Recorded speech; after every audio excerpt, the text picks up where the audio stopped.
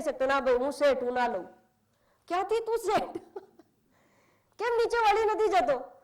કેમ કામ નથી કરતો? જરૂર પડી હોય ત્યારે, જ્યારે જે જરૂર પડે એ રોલમાં ઢળી જાઓ. આટલું તો શીખીએ. અવતારનું તો ઘણું ઊંચું મહાત્મ્ય છે, પણ આટલું તો શીખીએ. આપણી અલ્પમતિ પ્રમાણે આટલું તો સમજીએ તોય બહુ છે. અને જેવું કાર્ય સંપન્ન થાય, વધારે એની બહુ ગડમથલ કે એની વાતચીતમાં કર્યા વગર તરત જ તિરોધાન થઈ જાય છે, તરત જ અંતર્ધ્યાન થઈ જાય છે.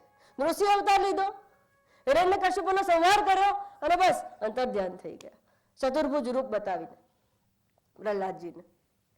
આ રીતે હવે પરમાત્મા જ્યારે જ્યારે આ દુષ્કૃતિનમ, જ્યારે દુષ્કૃત્ય વધી ગયા ત્યારે કયા કયા અવતાર લે છે એનું વર્ણન બ્રહ્માજી નારદજીને કરે છે. એ જ વર્ણન શુકદેવજી પરીક્ષિત રાજાને કરે છે. બંને વર્ણન જે છે એક જ પરમાત્માના છે, એક જ અવતારના છે. એ વર્ણનની આખી જે અનુક્રમણિકા છે એ પ્રમાણે એક એક પરમાત્માના અવતારનું માત્ર આપણે સ્મરણ કરી લઈએ. પછી જે એક એક અવતાર જેમ જેમ આવતા જશે આગલા સ્કંદમાં એમ એમ એ અવતારના ચરિત્રનું વર્ણન થશે. એવી રીતે પરમાત્માના જે અવતાર છે એનું હવે આપણે સ્મરણ કરીએ. સર્વપ્રથમ નારાયણ દેવ જે છે, નારાયણ ભગવાન જે છે, એમણે કૌમાર સર્ગમાં બ્રહ્માજીએ જ્યારે નાભિકમળમાંથી બ્રહ્માજીને ઉત્પન્ન કર્યા ત્યારે કિમ કર્તવ્ય વિમૂઢ હતા જ, માટે શ્રીમદ ભાગવતજીનો ઉપદેશ આપ્યો.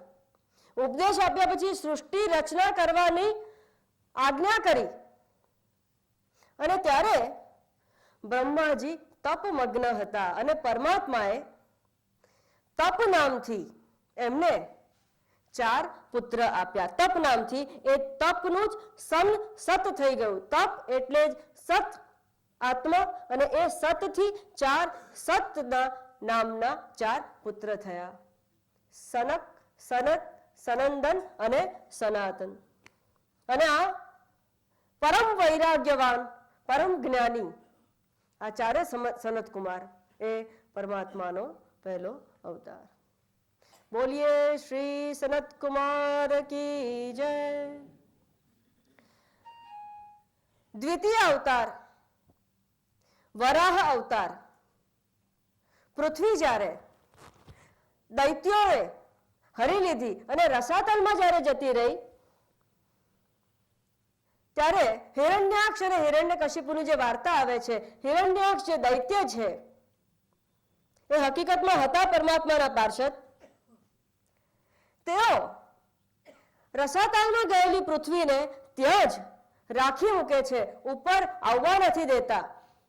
ત્યારે પરમાત્માએ વરાહ બ્રહ્માજીની અને ઋષિજનોની પ્રાર્થના થતા વરાહનું રૂપ લીધું. વરાહનું રૂપ કેમ લીધું? કારણ કે વરાહને જે મોટું નાક હોય છે અને પૃથ્વીનો ગુણ શું છે?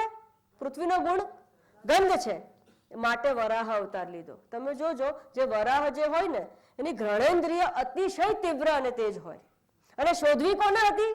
ભાઈ પૃથ્વીને શોધવી હતી. પૃથ્વીને શોધવા માટે વરાહનું રૂપ લીધું અને 2 મોટા દાંત ઉપર પૃથ્વીનો ઉદ્ધરણ કરીને ઉપર આવે છે. બોલીએ શ્રી વરાહ ભગવાન કી જય.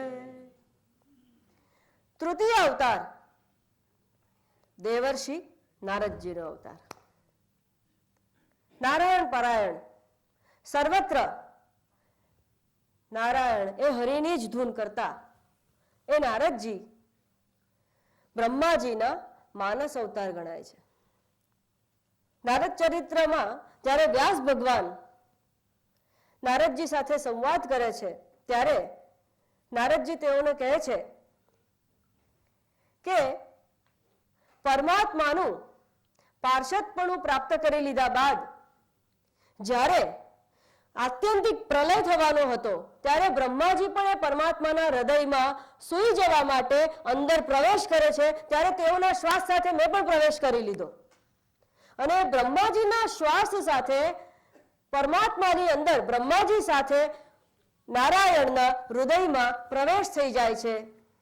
1000 ચતુર્વર્ષ સુધી આ પ્રલયકાલીન જળમાં એમને એમ જ સુષુપ્ત આ પરમાત્મા રહે છે. અને જ્યારે ફરીથી ઉત્પત્તિ સૃષ્ટિની રચના થાય છે નવા મન્વંતરમાં, ત્યારે હું એટલે કે નારદજી બ્રહ્માજીના નાકમાંથી નીકળે છે, શ્વાસ ખોળામાંથી નીકળે છે.